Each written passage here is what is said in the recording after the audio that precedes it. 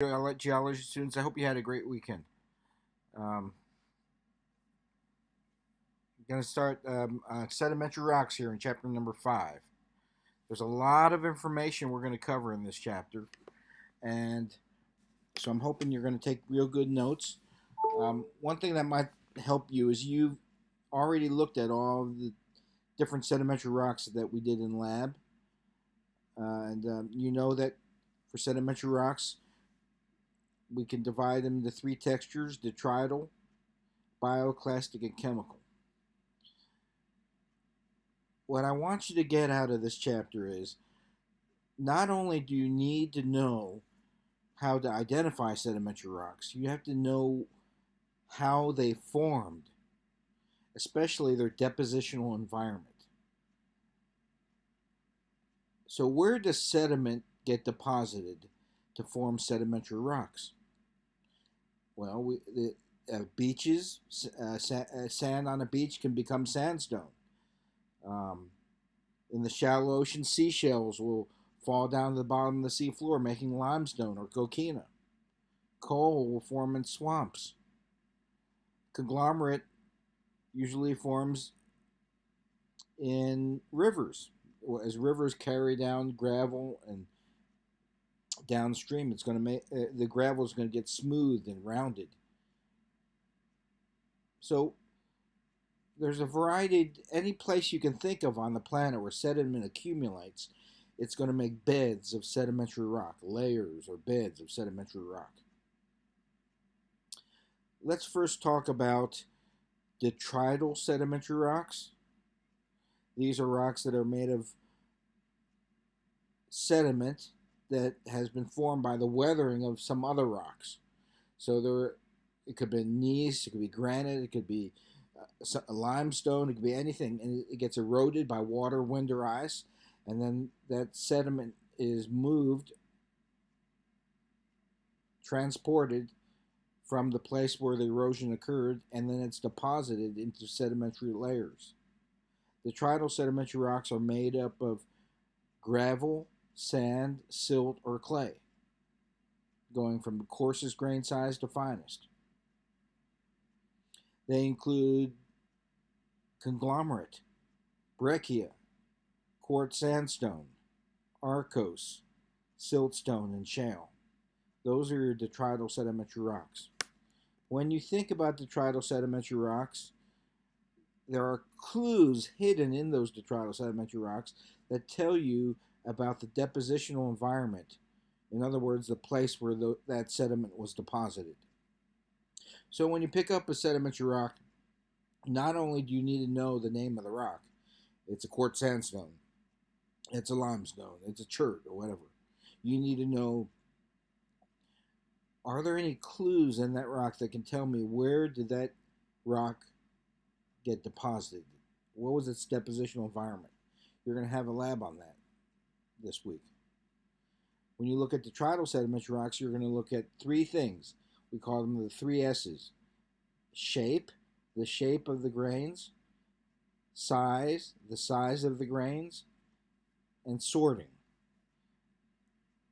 Okay, so we'll take a look at all of those. But before we do, let's go over some of these important terms. Lithofaction. Lithofaction means what happens when you change sediment into sedimentary rocks. For example, sand on a beach or in the desert or in a river, if it gets cemented together, as the sand grains get cemented together, as water percolates between the pore spaces, maybe calcite or quartz will cement together those sand grains. It becomes sandstone. Silt, when it goes through the lithofaction, either by being buried and compressed together or cemented together, it becomes siltstone. Mud or clay, when it gets compressed together, it's going to make shale. Lithofaction is the process by which you change sediment into sedimentary rocks.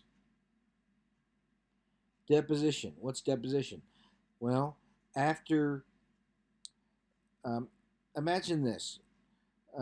the first thing that forms a sedimentary rock is weathering. You break some other rock apart through mechanical or chemical weathering. Then you erode it. That means you transport the sediment from one location to another. And the place where the sediment is deposited or laid down, that's its depositional environment. So deposition occurs next. Eventually, those sediments are going to be changed into sedimentary rock, and that's called lithofaction. So weathering, then transportation, then deposition, then lithofaction. Compaction or cementation can cause sediment to become sedimentary rock. Compaction and cementation can cause lithofaction to occur. Compaction generally works better with fine-grained sediments like clay and silt, whereas your coarser-grained sediments like gravel and sand, you have to actually cement the grains together as groundwater gets into the air spaces, the pore spaces between the grains, and cements them together. Usually the cement is quartz or calcite. Let's talk about the detrital sedimentary rocks. And when you're thinking about detrital sedimentary rocks, you need to look at the three clues: size, shape, and sorting. We're going to do size first. You learned a little bit about size in the past when you were doing the lab. The biggest sediments are boulders, or several feet across, or cobbles, which are about as big as bowling balls, but we're not going to worry about those because those are too large. You're not going to see them as often. The main sizes of particles in detrital sedimentary rocks are pebbles, sand, silt, and clay. And we could put numbers to these too. For example, you can see here that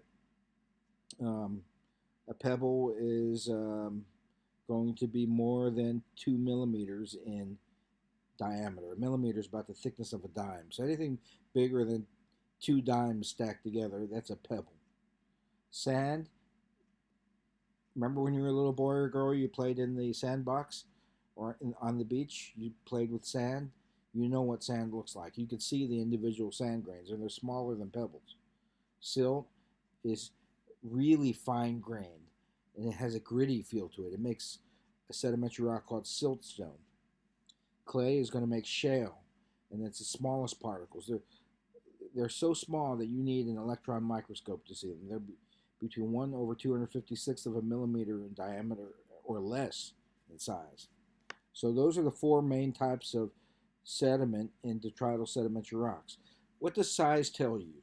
Well, size tells you, the size of the sediment in a detrital sedimentary rock tells you how fast the currents were moving. If it's a water current or a wind current, for example, if the currents are very strong, like a fast-flowing river, do you think you could move bigger sediment in a fast-flowing river? Surely you could. On the other hand, if you have a rock that has conglomerate in it, or big pebbles in it, that means the water current was very strong. Coarser grain detrital sedimentary rocks indicate fast-moving water or wind depositing the sediment. But now think about a lake or a lagoon. There's almost no water current, so that the finer particles can settle to the bottom of the lake or the lagoon if you're near the coastline. So where do you think you're going to get rocks like shale form? In a lake or a river? In a lake, because the finer grain the particle size, the weaker the currents. Think about this size and what it tells you about the strength of the currents in the depositional environment. Now let's look at sorting. Here you have 2 pictures. This picture here shows you a well-sorted detrital sedimentary rock. This one here shows you a poorly sorted detrital sedimentary rock. What's the difference? Well, a well-sorted detrital sedimentary rock has particles all about the same size. A poorly sorted sedimentary rock has particles that are of different sizes, all mixed together. Well sorted, poorly sorted. What does sorting tell you? Well, in order to sort sediment out, the sediment has to be transported a great distance. Because if the sediment was transported at a great distance, you can sort the particles out as the water, wind, or ice moves that sediment to the depositional environment. But if the sediment is eroded from some rocks and deposited close to the source, it has, in other words, if the sediment hasn't been traveled very far, then it's going to be poorly sorted. I'm going to give you two examples to see how that works. Let's first take a look at beach sand.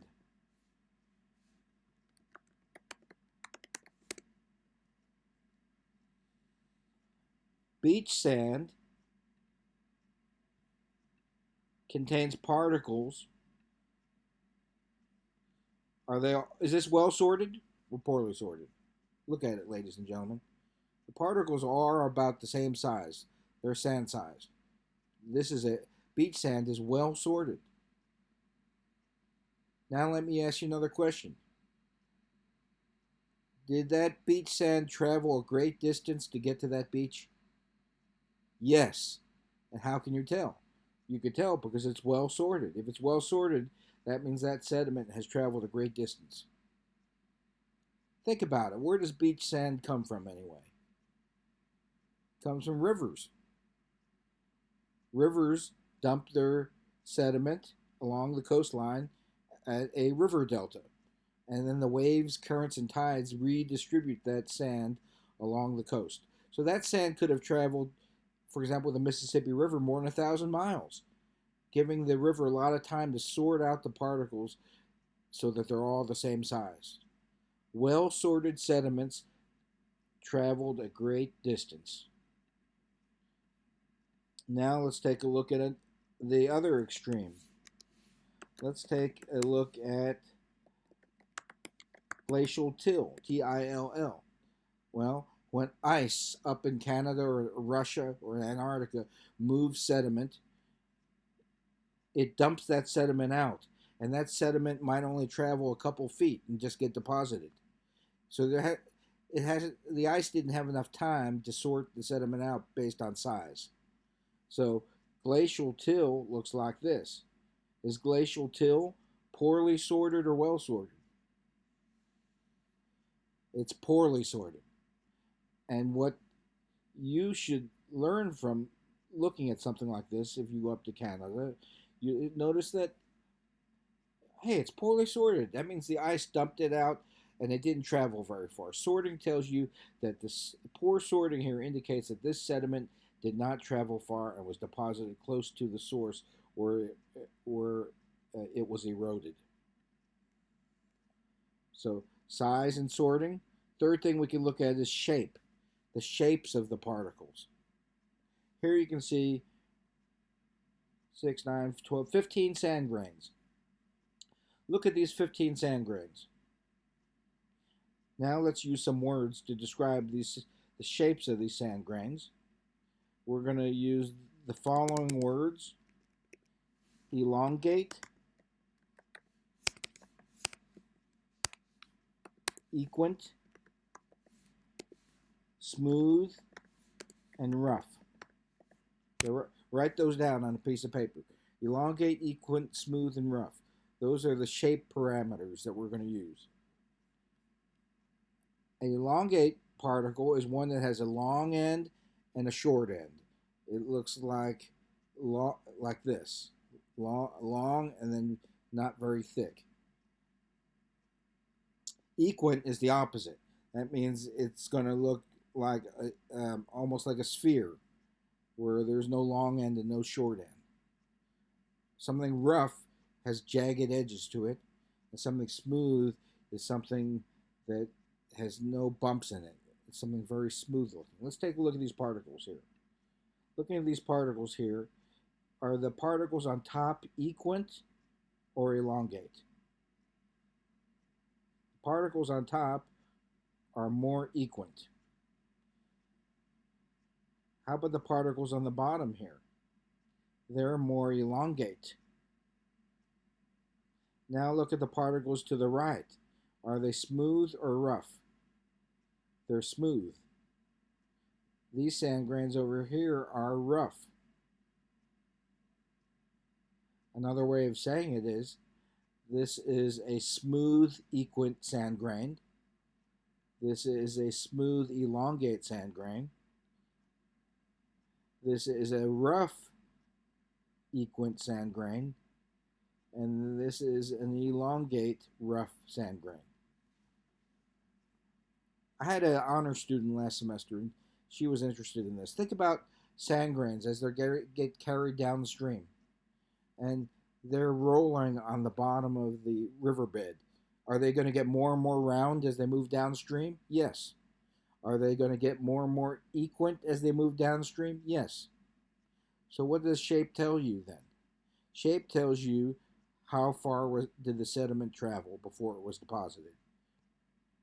If particles that you're looking at are equant and smooth, they've traveled a great distance.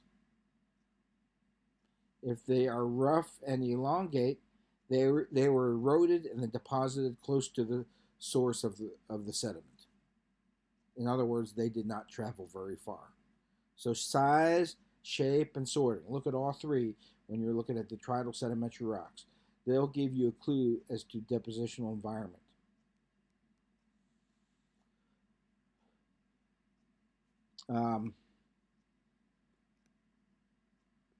So detrital sedimentary rocks, also called clastic sedimentary rocks. Detrital sedimentary rocks, we talk about conglomerate, rounded pebbles, breccia, angular pebbles. Do you think that the sediment that formed a conglomerate traveled a greater distance or a shorter distance than that forming a breccia? The breccia is made of elongate rough particles. So that means that some rock was eroded and then it was deposited close to its source. The sediment did not travel very far. With conglomerate, on the other hand, the sediment has traveled a great distance. For example, downstream along a river, on the bottom of a riverbed. The particles are going to roll on the bottom and they're going to get smoother and rounder and they're going to become more equant. Here's sand grains in the desert. Just like on a beach. They're well sorted, they're rounded, and they're equant. Did the wind carry these sand grains a great distance? Yes, as evidenced by its well sorted character and the smooth, equant sand grains. Shale. Shale is the finest grain of your detrital sedimentary rocks. Did it form in a high energy environment or a low energy environment? It must have been a low energy environment, such as a lake or a lagoon, where muds can collect on the bottom. If you had a fast flowing current, it would wash away those fine grains, wouldn't it? Chemical sedimentary rocks are different than detrital sedimentary rocks. They come from the precipitation of water.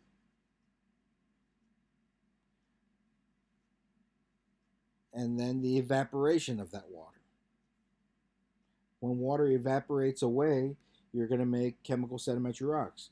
This is what we call a playa, Playa, in Utah.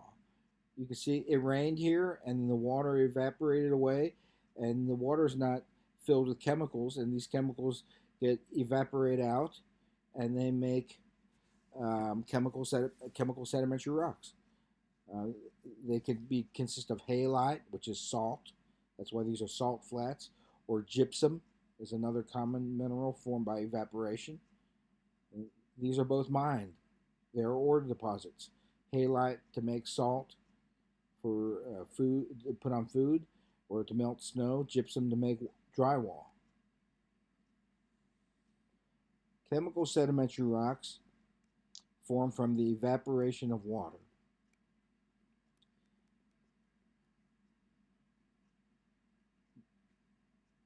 Here's another type of rock. You may have never seen this before, unless you've been up to Canada, and it's called a banded iron formation, otherwise known as a BIF, B-I-F. It's got red and gray bands in it. This is a chemical sedimentary rock. The banded iron formation is formed by evaporation of water. The red bands are hematite, the mineral hematite, and that's rust, iron oxide. The black layers are magnetite, which is unrusted iron. It's reduced iron. So nowadays, iron's always going to rust. So we don't form these things anymore. They were formed billions of years ago when there was less oxygen in the atmosphere, in Earth's atmosphere. BIFs are mined to make iron ore for the steel industry, and they are chemical sedimentary rocks. Chert and flint. You saw those in the sedimentary rock slab. Chert is lighter in color and flint is darker in color, but they're both sharp rocks. During the caveman days, we used to use them to cut meat. Indians used to use them to make arrowheads. It will scratch glass. It's made of microcrystalline quartz. Yes, Indians used to use these to make arrowheads.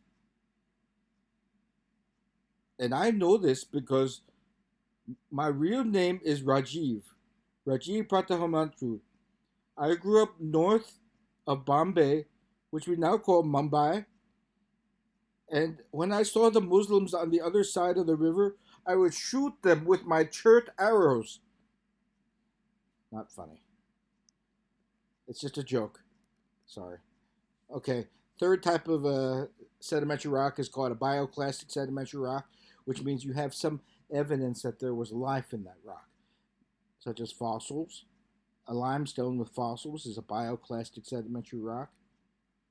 Coquina, filled with actual seashells that have been cemented together. Some people call this the granola rock. It kind of looks like granola. That's a bioclastic sedimentary rock. Chalk is made of the bodies of tiny microscopic creatures called coccolithophores. Chalk is also a bioclastic sedimentary rock. Coal is a bioclastic sedimentary rock. This is not sedimentary. This is anthracite coal, which is a metamorphic rock, and that's what happens when bituminous coal gets exposed to higher pressures and temperatures. It makes anthracite coal. So there you go, ladies and gentlemen. Next thing we're talking about is sedimentary structures. So the thing I love about sedimentary rocks is if you look at a sedimentary rocks, you're going to find these structures in there that tell you how that rock formed. And we can use James Hutton's principle of uniformitarianism to interpret the past in that way. One of the most common sedimentary structures that every single geologist knows about is layering, which we call bedding.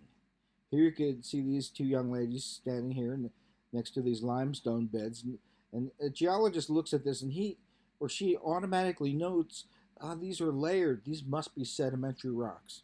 And then you walk up closer and you drop some acid on it and it fizzes and it's dark gray, it has to be limestone. And then you look for fossils in there, maybe, or some other evidence to tell you where did this limestone get deposited. And you find seashells in that limestone.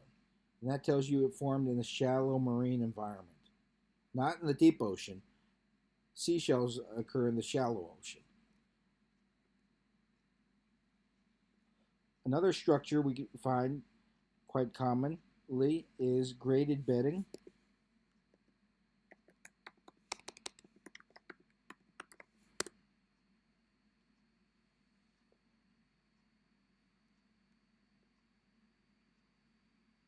Okay, this picture here shows you two graded beds. Here's two sedimentary beds, and notice how the particle size goes from coarser gravel to sand to silt and then clay. So it fines upward. This is this is a graded bed, and here's another graded bed.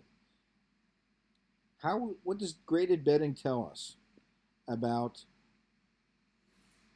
um, depositional environment? Because that should be always in your mind.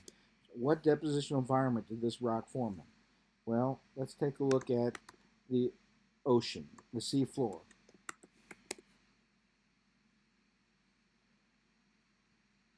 So here's the land. You can see the river flowing into the coastline, making a delta. Beach sand here. And this shallow part of the ocean here is called the continental shelf. Then you have a steep drop off, steep slope, and that's called the continental slope. Then you have this little bump on the base of the continental slope called the continental rise. And the deep ocean is called the abyssal plain, and it runs all the way to the mid-ocean ridges.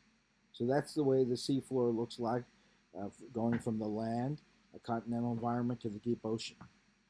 We have these canyons that cut through the continental slope, and these are called submarine canyons. I've got the cord around my foot. Okay, so what happens is sediment gets moved about here by waves, currents, and tides, and sometimes it moves down in currents, which we call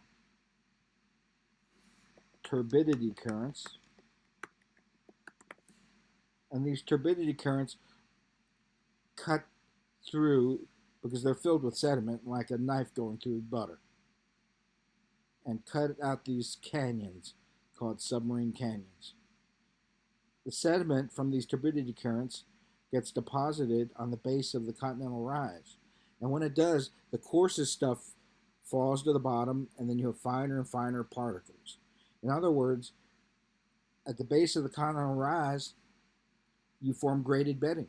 According to James Hutton's principle of uniformitarianism, the present is the key to the past. If we find graded bedding in sedimentary rocks, we know we're at the base of the continental rise. Somewhere here, not in the shallow ocean, not in the deep ocean, but in the moderately deep ocean. Now let me ask you a question. Let's say we find graded bedding in sedimentary rocks near Johnson City, and they're 290 million years old, and we do. What does that tell us about Johnson City 290 million years ago? It was underneath the ocean. Not the shallow ocean, but at the base of the continental rise. That's what graded bedding tells us, and the principle of uniformitarianism. Next thing we're going to look at is ripples.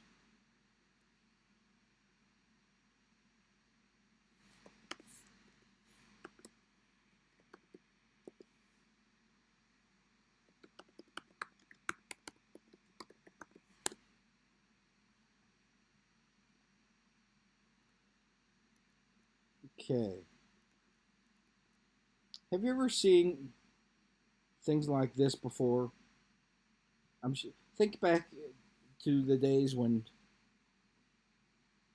you went on trips with your parents, or your husband, or your wife, or your girlfriend, or boyfriend, or whatever, and have you ever seen anything that looks like that? Yes, you have. You've seen them on the bottom of rivers and near the shoreline as well. These are called ripple marks, and they're caused by water flowing over that surface. There are two kinds of ripple marks. These are called, on the bottom, are called symmetrical ripples, and these on top are called asymmetrical ripples. I'll spell them for you. Symmetrical ripples and asymmetrical ripples. What does symmetrical mean? Well, symmetrical is that both sides of this ripple slope in the same angle. So This lighter here is not symmetrical because if I divide it in half, one half is not the mirror image of the other. However, your face is basically symmetrical. One half of your face is the mirror image of the other side of your face. This is a symmetrical ripple. These are asymmetrical ripples. Symmetrical ripples form in with bidirectional currents, two-directional currents. Asymmetrical ripples form from unidirectional currents. Uni means one direction. Where in nature do you have currents that move only in one direction? Think about it for a moment. Rivers. So asymmetrical ripples tell the geologist that it was formed by a river. That sedimentary rock was formed by a river. And it even tells you the direction that current was moving because the steep side indicates downstream. And bidirectional, where do you get currents that move in two directions in nature? At the shoreline, when the high tide comes in and the low tide goes out. The high tide comes in, the low tide goes out. You're going to form symmetrical ripples like these. So when you find symmetrical ripples, you're dealing with shallow ocean environment, a shallow ocean environment, where you have bidirectional currents. Now let me ask you a question. We go to the Big South Fork in Scott County, and we find 240 to 260 million year old sandstones, and they have unidirectional currents. Were they formed by a river, or were they formed in the shallow ocean? They were formed by a river. So now we know about ripple marks. Now we know about graded bedding and bedding. These are symmetrical ripples in Mongolia. What does that tell you? What was this? Namgan, Mongolia. What was this place? Namgan, Mongolia, a long time ago. It was underneath the ocean. We have symmetrical ripples. So bidirectional currents must have formed those ripples.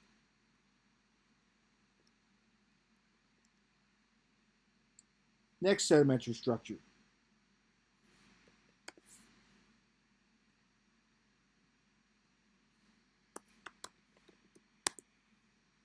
Is called crossbedding.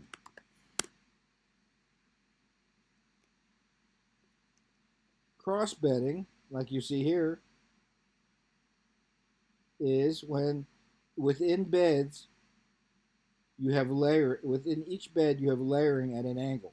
So here's a bed, and then you got a whole bunch of smaller layers, laminations in here that are at an angle. When you have beds that show these angled layering in each bed, that's called a cross bed. Cross beds commonly form when the cross beds are steep like this. They're formed by wind, not water or ice, and they occur wherever you have sand dunes. Sand dunes are sand. Have you ever watched a sand dune? It moves, it migrates. Sand moves up and down. It moves down slope.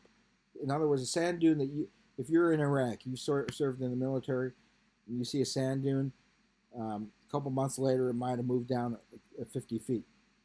As sand grains move up, they move down, and they keep making these angled layers called cross beds.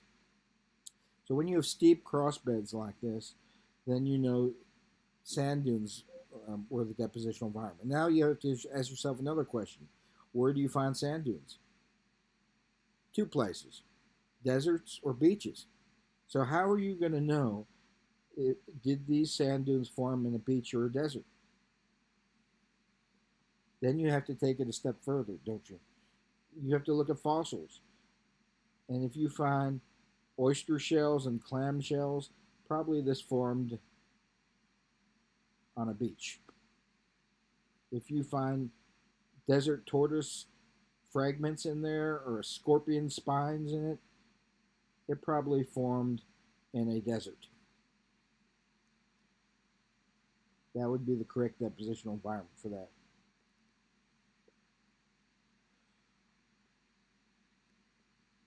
Now we're going to talk about bioturbation.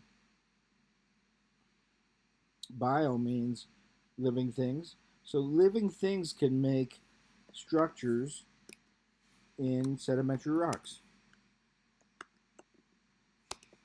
Creatures will burrow into the seafloor or into a lake or onto the bottom of a river, and they will make tunnels.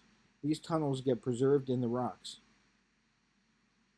And by looking at the shapes of these tunnels, you can figure out what creatures made those tunnels. Sometimes you're going to be lucky enough to find the animals, they died and they're inside those tunnels, and that'll tell you, is it the ocean or is it a lake, for example. But bioturbation is another sedimentary structure. And my daughter's calling me, and so I'm going to make another video.